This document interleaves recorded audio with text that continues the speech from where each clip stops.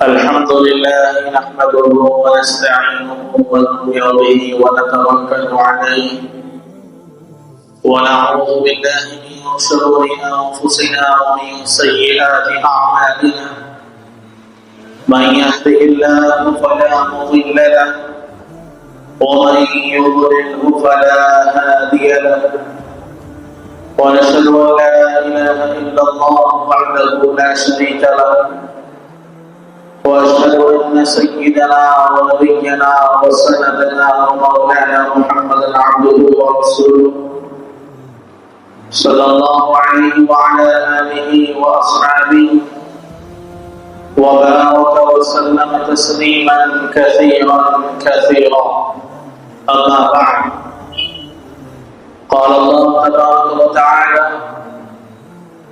في كلامه المجيد والفرقان الحميد أعوذ بالله من الشيطان الرجيم بسم الله الرحمن الرحيم يا أيها الذين آمنوا اذكروا الله ذكرا كثيرا وسبحوه بكرة وأصيلا صدق الله العظيم وصدق رسوله النبي الكريم ونحن على ذلك من الشاهدين والشاكرين والحمد لله رب العالمين. قال النبي صلى الله عليه وسلم إن في الجسد مضغة إذا فسد الجسد كله ألا وهي القلب أو كما قال عليه الصلاة والسلام. محترم سامعین کرام اور مہمانان اعزاز، السلام علیکم ورحمۃ اللہ وبرکاتہ۔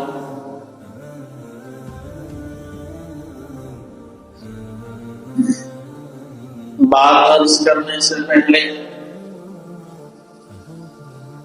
اللہ تبارک و تعالیٰ کا بے انتہا شکر ادا کرتا ہوں کہ اللہ نے مجھ جیسے حقیر اور فقیر کو بولنے کا موقع عنایت فرمایا،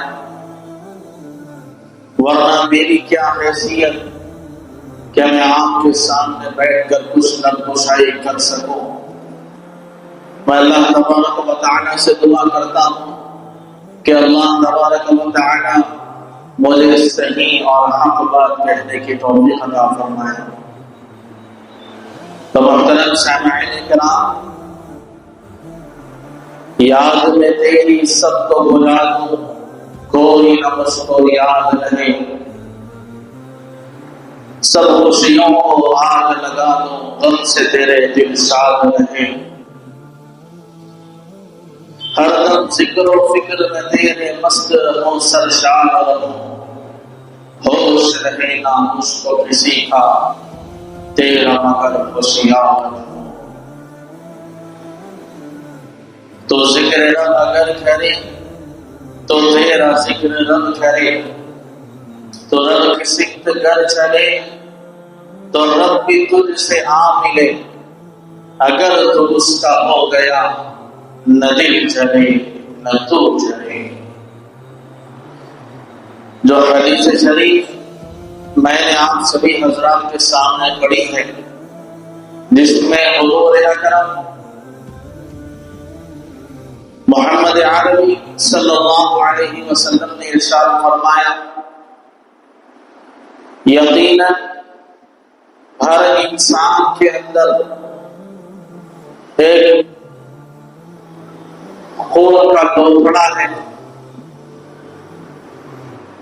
پھر فرمایا، وَإِذَا صَلُحَتْ صَلَحَ الْجَسَدُ كُلُّهُ وَإِذَا فَسَدَ الْجَسَدُ كُلُّهُ۔ جس کا یہ لوتھڑا خراب ہو گیا، اس کا سارا اعمال، سارا جسم خراب ہو گیا، اور جس کا یہ لوتھڑا سدھر گیا، سمجھو کہ وہ سارا کا سارا سدھر گیا۔ اور ارشاد فرمایا، الا وہی القلب، وہ چیز تمہارا دل ہے۔ تو محترم سامعین کرام، اللہ نے جہاں انسان کو بنایا، جہاں اس کے اندر بے شمار نعمتوں کا وجود فرمایا، وہاں پر ایک سب سے عظیم چیز جو ہمارے سینوں کے اندر رکھا ہے، جسے دل کہا جاتا ہے۔ اس دل کے پیچھے نبیوں نے محنت کی، اس دل کے پیچھے صحابہ نے محنت کی، اس دل کے پیچھے انبیاء علیہ السلام کے بعد صحابہ نے، صحابہ کے بعد تابعین نے، تابعین کے بعد تبع تابعین نے، اولیاء اللہ نے، بزرگان دین نے، تمام اللہ کے ولیوں نے اس کے اوپر محنت کی، اور جس نے اس کے اوپر محنت کی وہ فلاح اور کامیاب ہو گیا۔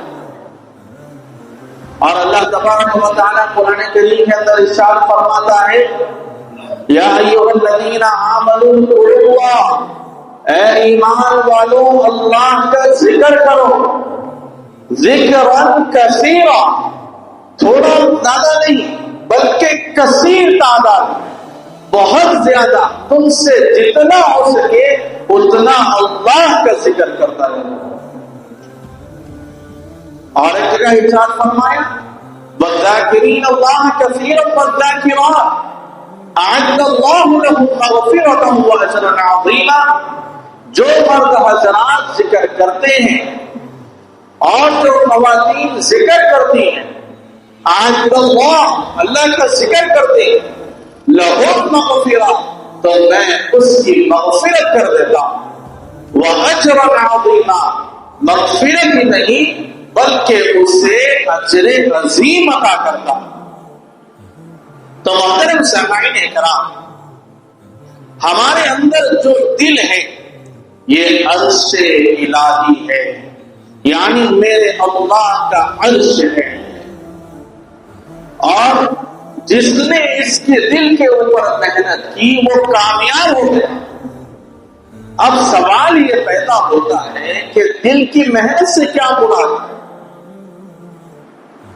اللہ تبارک و تعالیٰ نے اسلام کے ارکان بتائے اور فرمایا کہ نماز، روزہ، زکوٰۃ، حج، صدقہ، یہ اسلام کے ارکان، لیکن جب اس کا حکم فرمایا تو اس کے ساتھ کثیر کا حکم نہیں دیا، یعنی جتنا زیادہ ہو سکے اتنا کرنے کا حکم نہیں دیا، بلکہ یہ کرنے کا حکم دیا۔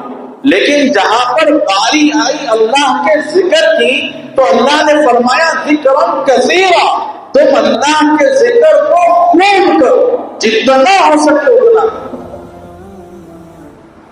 اب اس سے ہوتا کیا ہے؟ اب ذکر کسے کہتے ہیں؟ ذکر کے بھی دو شکلیں ہیں، ایک ہے ذکر لسانی، یعنی زبان سے کیا ہوا ذکر، اور دوسرا ہے ذکر قلبی، یعنی دل سے کیا ہوا ذکر۔ اب ذکر لسانی کہتے ہیں جو ہم زبان سے کہتے ہیں، یعنی نماز کے بعد ہم کبھی استغفر اللہ پڑھتے ہیں، یا لا الہ الا اللہ کا ذکر کرتے ہیں، یا سبحان اللہ و بحمدہ کا ذکر کرتے ہیں، سبحان اللہ العظیم کا ذکر کرتے ہیں، بے شمار ایسے طرح طرح کے ذکر کرتے ہیں، نبی صلی اللہ علیہ وسلم پر درود پڑھتے ہیں، اسے ذکر لسانی کہا جاتا ہے۔ اور اس میں افضل ذکر یہ ہے کہ حضور صلی اللہ علیہ وسلم نے فرمایا افضل ذکر لا الہ الا اللہ، کہ تمام ذکروں میں سب سے بلند اور اونچے مقام پر جو ذکر ہے وہ لا الہ الا اللہ کا ذکر ہے۔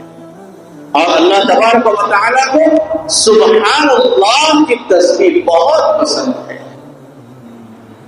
تو یہ جو ذکر میں آپ لوگوں کے سامنے عرض کیا یہ ذکر لسانی ہے۔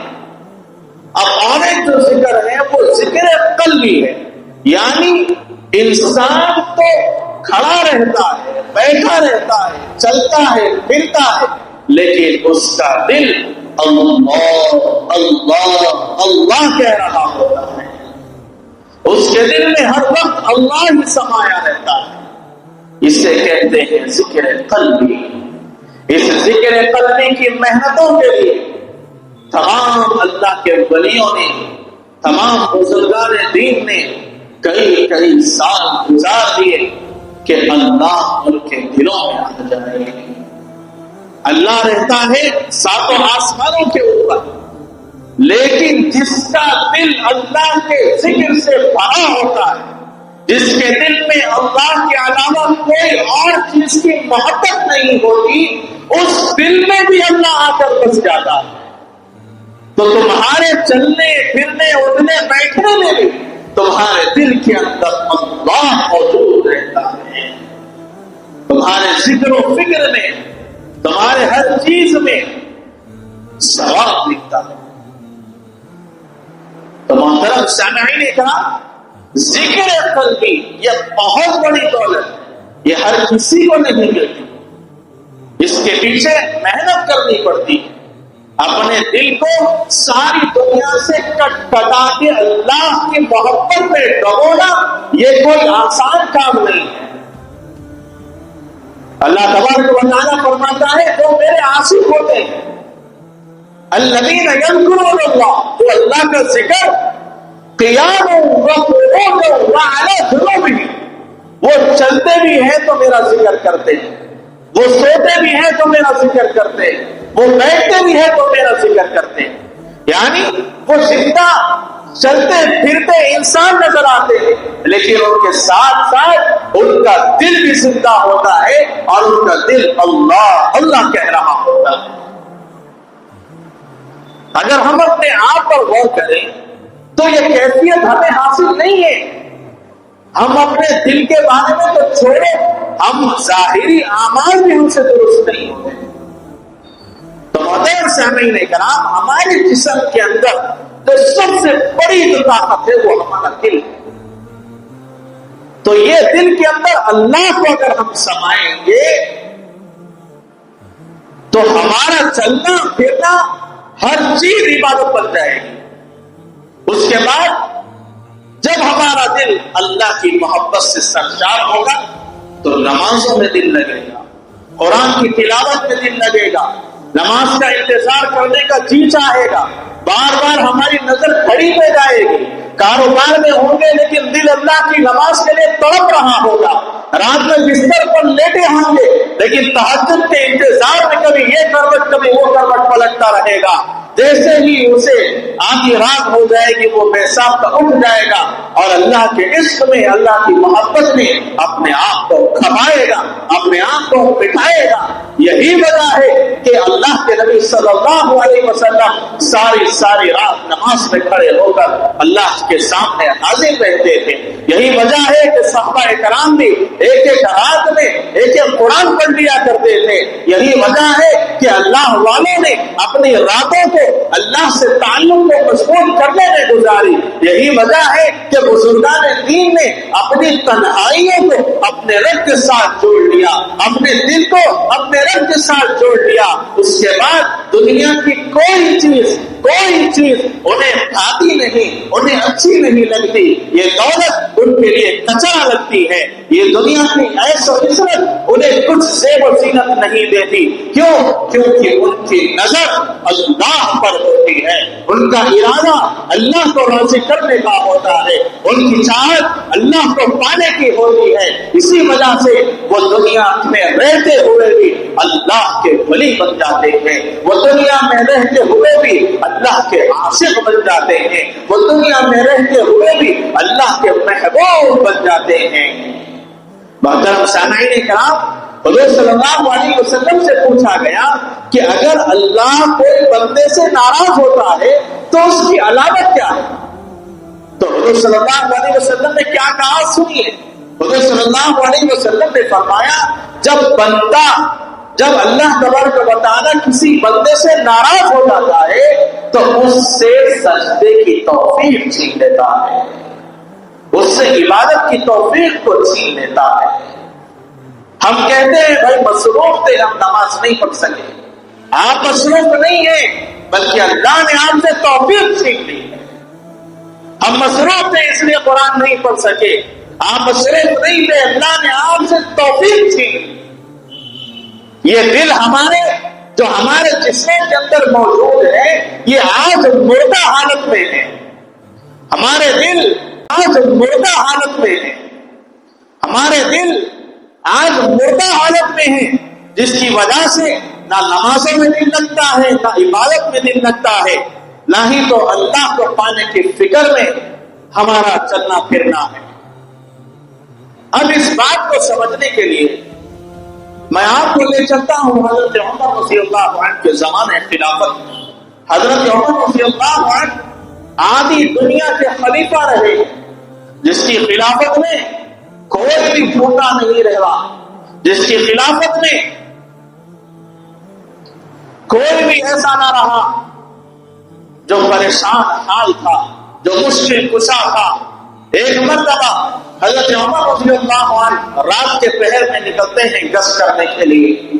وہ خلیفہ ہیں، وہ گورنر ہیں، وہ بادشاہ ہیں، لیکن نکل رہے ہیں عوام کی رعایا کی خبر لینے کے لیے۔ کیا ہمارا پرائم منسٹر نکل کر دیکھتا ہے کہ ہمارے گھروں میں کیا حال ہے؟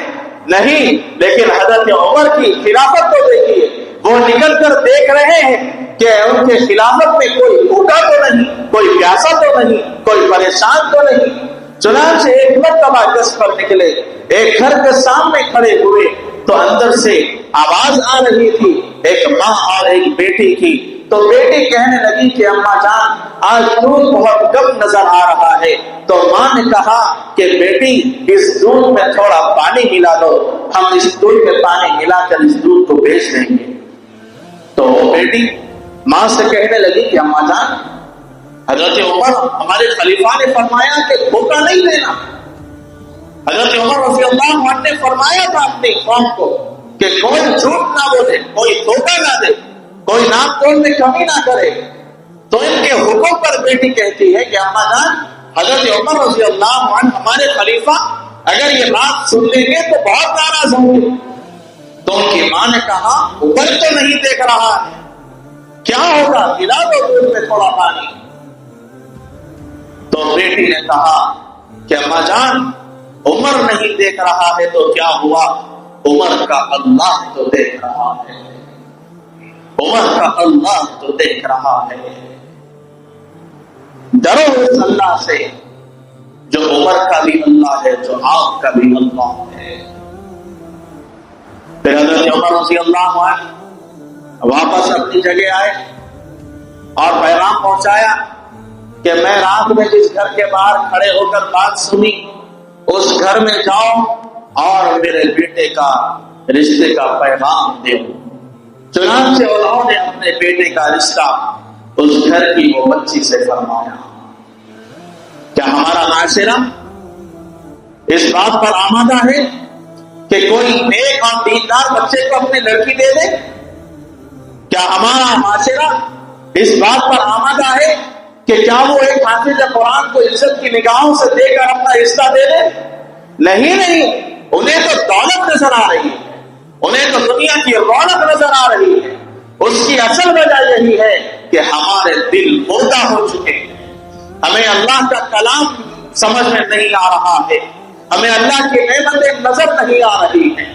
تو کہنے کا مطلب یہ ہے کہ جو بچی نے کہا کہ حضرت عمر تو نہیں دیکھ رہے، اللہ تعالیٰ کو دیکھ رہے ہیں، عمر کا رب تو دیکھ رہا ہے، تو یہ خاتون نے جو فرمایا ہے یہ کس وجہ سے فرمایا ہے؟ کیونکہ اس کا دل زندہ تھا، اس کے دل میں اللہ کا ڈر موجود تھا، اللہ کا ڈر اس کے دل میں تھا، جس کی وجہ سے اس نے یہ گوارا نہ کیا کہ دودھ میں پانی بھی ملا دیا جائے۔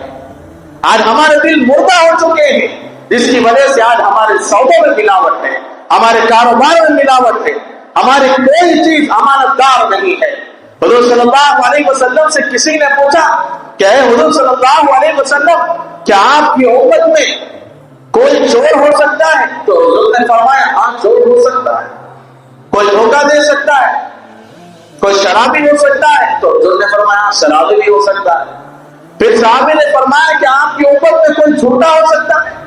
تو حضور نے فرمایا مومن سب ہو سکتا ہے لیکن جھوٹا نہیں ہو سکتا، مومن سب کر سکتا ہے لیکن دھوکہ نہیں دے سکتا۔ آپ غور کریے، ہمارا چلنا پھرنا اٹھنا بیٹھنا ہر وقت میں کتنی مرتبہ ہم ایک دن میں جھوٹ بولتے ہیں، کتنا ہم عوام الناس کو دھوکہ دیتے ہیں، کتنی بٹے بازی کر کر ہم لوگوں کا پیسہ لوٹتے ہیں۔ اس کی وجہ یہی ہے کہ ہمارے دل مردہ ہو گئے، ہمارے دل میں اللہ کا خوف نہیں رہا، ہمارے دل میں اللہ کی عطا کردہ نعمتوں کی صحیح قدردانی نہیں رہی، جس کی وجہ سے ہم اس دنیا کو اپنی اصل زندگی بنا بیٹھے، اس دولت کو اپنا اصل مقصد بنا بیٹھے۔ تو محترم سامعین اکرام، میں موضوع سے ہٹ رہا ہوں، میں کہہ رہا تھا کہ یہ دل اللہ کا گھر ہے، جو اس پر محنت کرتا ہے تو اس کا چلنا پھرنا اٹھنا بیٹھنا ہر چیز عبادت بن جاتی ہے، اس کی خواہشات اللہ کے تابع ہو جاتی ہے، اس کی ضروریات اللہ کے تابع ہو جاتی ہے۔ بندہ جب زبان سے بھی ذکر کرتا ہے اور دل سے بھی یہ ذکر کرتا ہے اور اللہ کو حاضر و ناظر سمجھ کر ہر عمل میں سوچتا ہے کہ میں یہ کر رہا ہوں، اللہ مجھے دیکھ رہا ہے۔ اب دل کے اندر اللہ کو سمانے کا مطلب کیا ہے؟ ہمارے دل پہ محنت کرنے کا مطلب کیا ہے؟ اس کا مطلب یہ ہے کہ ہم اپنی زندگیوں میں اللہ کو ہمیشہ حاضر اور ناظر رکھ کر اگر عمل کریں گے تو ہمارا ہر عمل نبی کی سنت کے مطابق ہوگا۔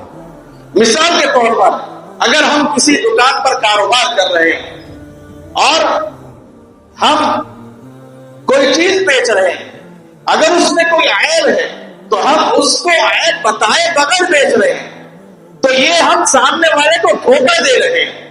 لیکن اگر ہمارے دل میں اللہ کی عظمت آ جائے گی، اللہ کا ڈر آ جائے گا، تو ہم یہ سوچیں گے کہ نہیں اللہ تو دیکھ رہا ہے، اللہ تو دیکھ رہا ہے، پھر ہم اسے وہ چیز نہیں دیں گے۔ تو یہ ہمارا جو عمل ہے یہ اللہ کے راضی ہونے کا عمل، یہ عمل ہمارا عبادت بن جائے گا، یہ عمل ہمارا عبادت بن جائے گا۔ تو محترم سامعین اکرام، اپنے دل پر محنت کی ضرورت ہے۔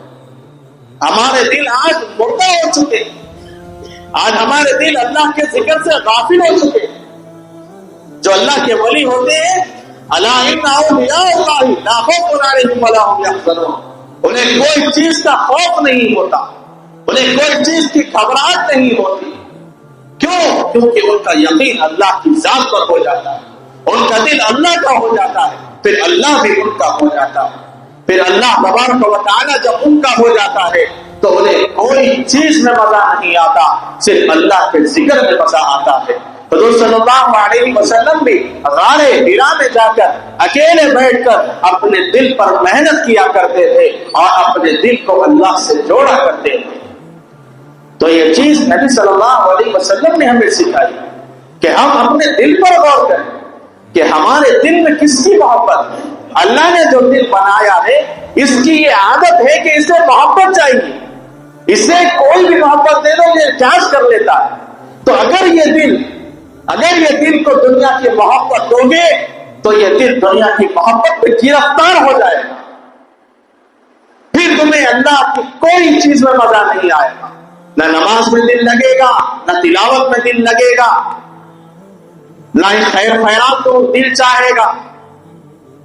تو محترم سامعین اکرام، یہ دل ہی ہے ہماری اصل جسم کی طاقت۔ اگر یہ دل زندہ ہو گیا تو ہم وہ مقام پر پہنچ سکتے ہیں جو مقام پر اللہ کے ولی پہنچے ہیں، جو مقام پر بزرگان دین پہنچے ہیں۔ اسی لیے بزرگان دین کی محفلوں میں تزکیہ نفس کی محفلیں ہوتی ہیں، ان کے دل پر محنت کی جاتی ہے اور انہیں ذکر کی تلقین کی جاتی ہے۔ تو اللہ تبارک و تعالیٰ نے ہمیں بھی ذکر کی تلقین کی اور فرمایا وَاذْكُرُوا اللَّهَ ذِكْرًا كَثِيرًا، کہ اللہ کا ذکر کثرت سے کرتے رہو۔ اب اس کے اندر اگر محنت کرنا ہے تو سب سے پہلے اپنی زندگی کے اندر یہ عمل شروع کیجئے کہ آپ جہاں پر بھی ہے ہر حال میں آپ کو ضرورت پڑتی ہے۔ اب مثال کے طور پر ہم باہر نکلتے ہیں گھر سے تو ہمیں گاڑی کی ضرورت پڑتی ہے، تو ہم گاڑی پر بیٹھ جاتے ہیں، تو اللہ کا شکر ادا کریں، اللہ ہمیں گاڑی عطا فرمائے۔ اب اس کے بعد ہمیں منزل تک پہنچنا ہے تو ہم اللہ سے بات کریں، اے اللہ میں منزل پر جا رہا ہوں، صحیح سلامتی کے ساتھ مجھے منزل تک پہنچا دیں۔ یہ اللہ آپ کے ساتھ جڑ رہا ہے، اللہ آپ کے ساتھ، آپ اللہ سے بات کر رہے ہیں۔ پھر آپ منزل پر پہنچ جائیں گے اپنے کاروبار میں، پھر جب جیسے ہی دکان کھولیں گے پھر اللہ سے تعلق جوڑ لیجیے اور اللہ سے کہیے اللہ کاروبار پہ بیٹھ چکا ہوں، تیرے رحمت کا طلبگار ہوں، تو ہی سب کچھ کرنے والا ہے۔ اے اللہ ہم پہ رحمت فرما، اپنا کرم فرما، اپنا فضل فرما، میرے آج کے کاروبار میں برکت کر۔ چنانچہ پھر وہ اللہ سے جڑ رہا ہے، پھر اس کے بعد نماز کے لیے اذان ہوتی ہے، پھر اپنے کاروبار کو بند کر دو اور اللہ کی طرف دوڑے چلے آؤ، پھر اللہ کے ساتھ اس تعلق کو مضبوط کریں گے۔ تو ایسے تعلق کو اگر ہم مضبوط کریں گے، چلتے پھرتے اٹھتے بیٹھتے ہر چیز کو مانگنے سے پہلے اللہ سے مانگنا چاہیے۔